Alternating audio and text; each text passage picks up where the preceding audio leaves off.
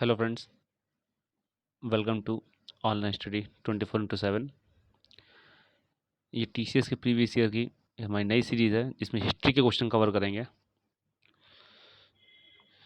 तो आज का जो हमारा टॉपिक है ancient history, pre historic and Indus valley.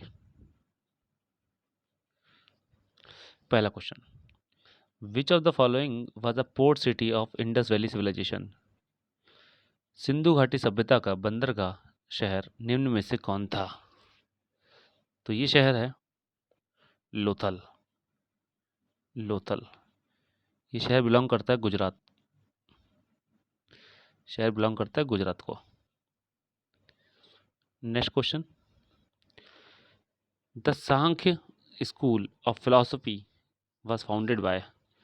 सांख्य दर्शन संप्रदाय की स्थापना किसके द्वारा की गई थी? तो ये स्थापना की गई थी कपिल मुनि के द्वारा। कपिल मुनि के द्वारा।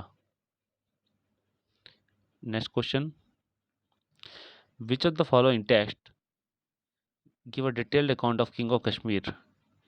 निम्न में से कौन सा ग्रंथ कश्मीर के राजाओं के बारे में एक विस्तृत विवरण देता है? ऑप्शन है राजतरंगिणी, दीपवंसा, विनय पटिका, कथा सरित सागर। तो इसका आंसर है राजतरंगिणी। राजतरंगिणी। इसको लिखा किसने है? इसको लिखा कल्हड़ ने।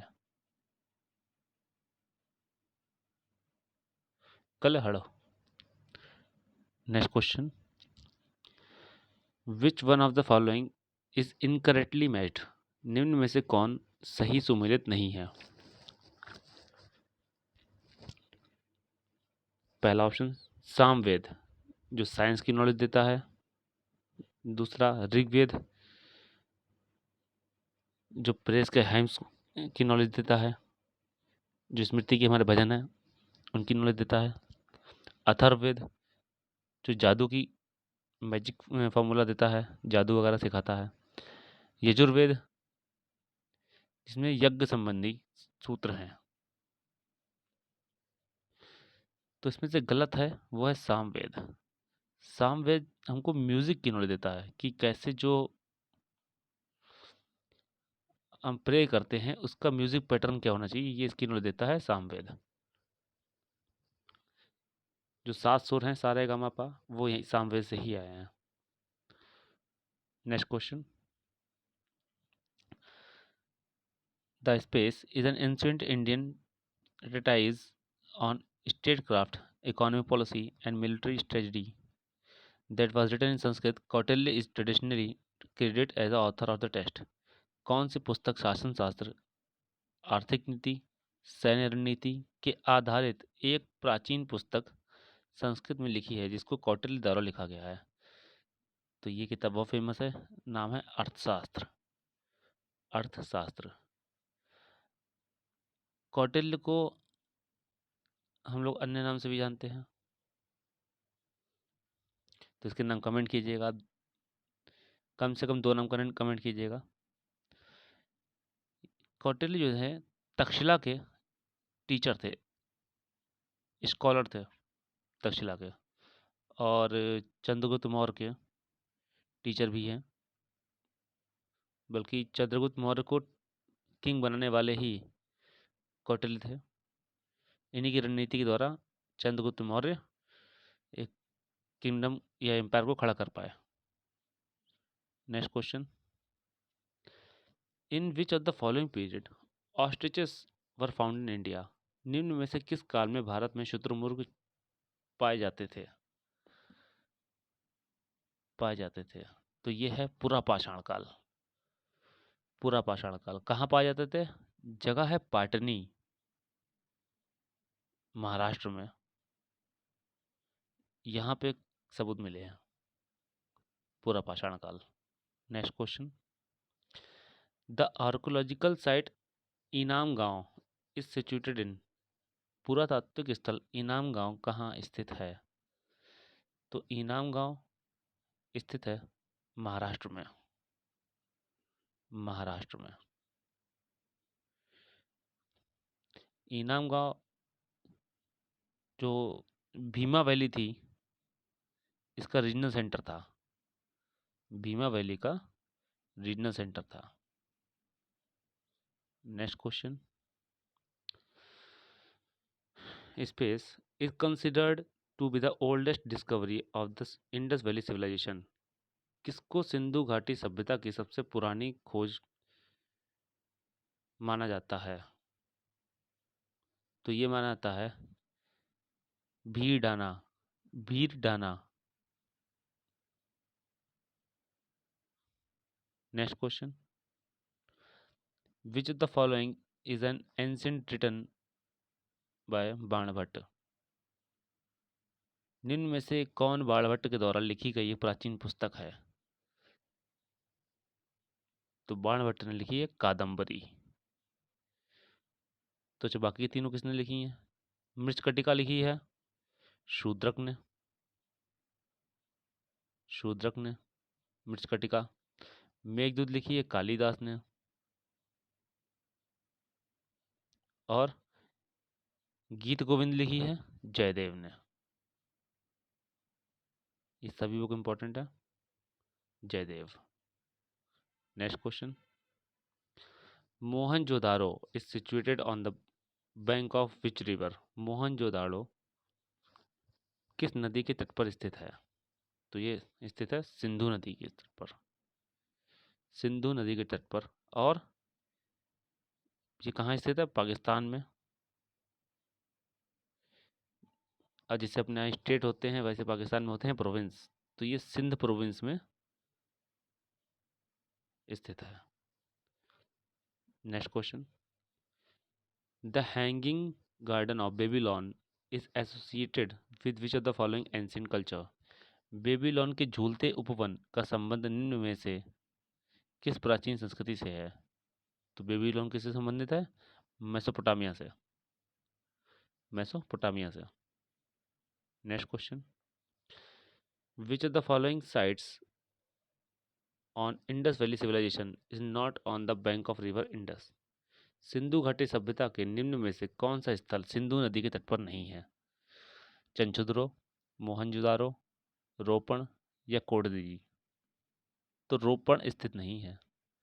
ये स्थित है सतलज नदी के तट पर। सतलज नदी के तट पर। नेक्स्ट क्वेश्चन, वेदांग कुल कितने हैं? वेदांग हैं 6। कौन कौन से हैं देखो, शिक्षा, कल्प, व्याकरण, निरुक्ता, छंद और ज्योतिष। शिक्षा, कल्प, व्याकरण, निरुक्ता, छंद और ज्योतिष, ये वेदांग हैं 6। Next question, what is the Rigvedic name of river Ravi. Ravi नदी का ऋग्वैदिक नाम है। आधा का होता है यहाँ पर। ऋग्वैदिक नाम है तो नाम है पारुष्णी। पारुष्णी।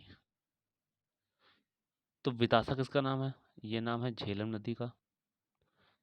अस्किनी किसका नाम है? चिनाव का। चतुद्री सतलज, ये रावी का। झेलम, चिनाव, सतलज, रावी। और ये सब नाम है जो ऋग्वेद में लिखे गए हैं। Next question, which among the following is a mature phase Harappan site situated in the state of Rajasthan. निम्न में से कौन सी जगह एक हड़प्पा स्थल है जो राजस्थान में स्थित है? तो राजस्थान में स्थित है कालीबंगन। कालीबंगन।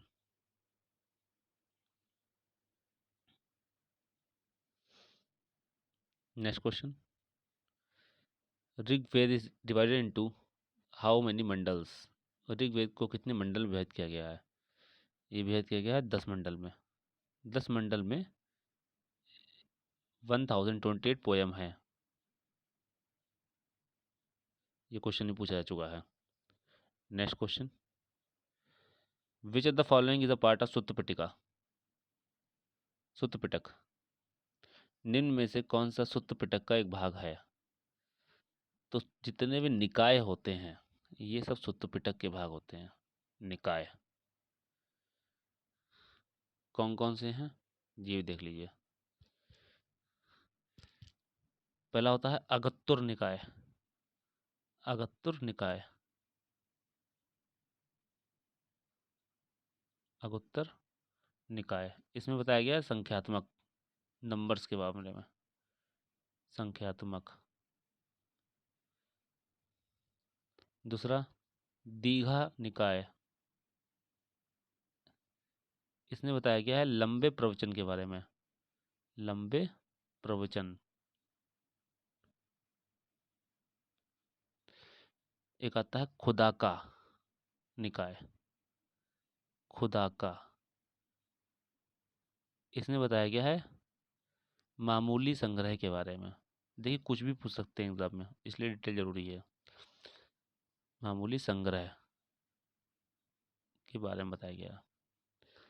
अच्छा, मजिम्मा निकाय जो आंसर है हमारा, इसमें बताया गया है मध्य लंबाई के बारे में। मध्य लंबाई। फिर एक होता है जो मोस्ट इंपॉर्टेंट है, वो है संयुक्त। संयुक्त निकाय, इसमें बताया गया है महात्मा बुद्ध के प्रवचन। बुद्ध के प्रवचन के बारे में बताया गया है। Most important Samyutta Nikaya. Next question, in which state is the archaeological site Surkotada situated. पुरातात्विक स्थल सुरकोतडा किस राज्य में स्थित है? तो ये स्थित है गुजरात में। इसकी खुदाई हुई थी 1972 में जेपी जोशी के अंडर। Next question, which of the following archaeological sites has evidence of pit dwelling. Pit dwelling, निम्न में से किस पुरातात्विक स्थल पर गर्तवास के प्रमाण है? गर्तवास का अर्थ है गड्ढा बनाकर रहना।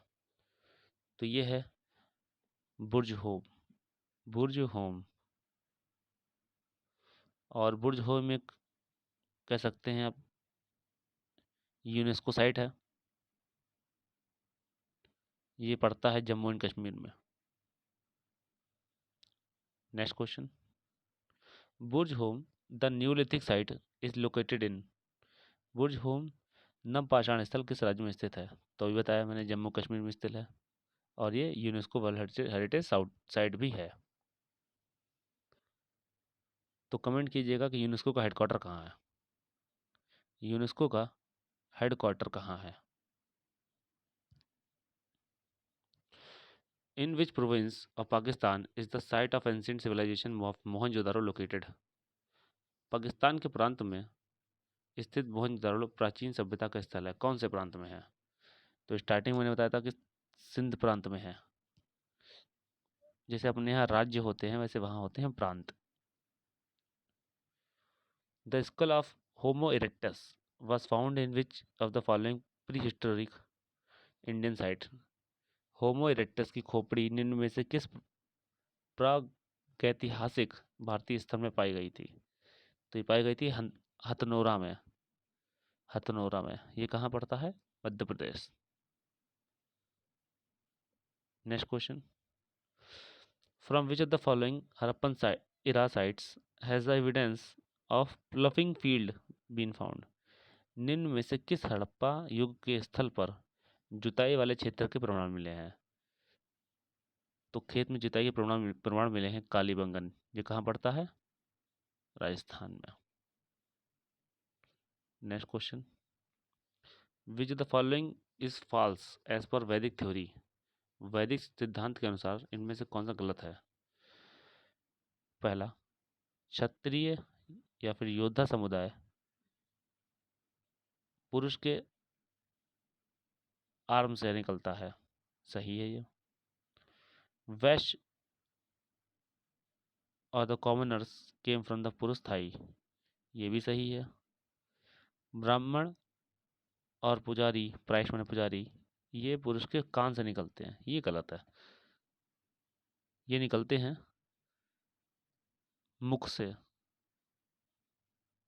चौथा भी देख लेते हैं, शूद्र और labourer and servant came from पुरुष फीट। पुरुष फीट। ये चारों डिस्कशन भी हो गया इसमें और क्लियर भी हो गया होगा आपको। ये कहा गया कि एक मानव के मुख से निकला है ब्राह्मण, आर्म से निकला है क्षत्रिय या वाद्य ग्रुप, थाई से निकला है बिजनेस मतलब वैश्य, और पैरों से निकला है शूद्र। ये कहा गया है। Next question, with reference to the Vedangas which of the following term denotes ritual. Ritual, वेदांगों के संबंध में निम्न में से कौन सा शब्द अनुष्ठान को दर्शाता है? तो इस अनुष्ठान को दर्शाता है कल्प। कल्प। पर डे हम लोग 25 क्वेश्चन करेंगे और इसके प्रॉपर नोट जरूर बना लीजिएगा आप लोग। Thanks to all of you.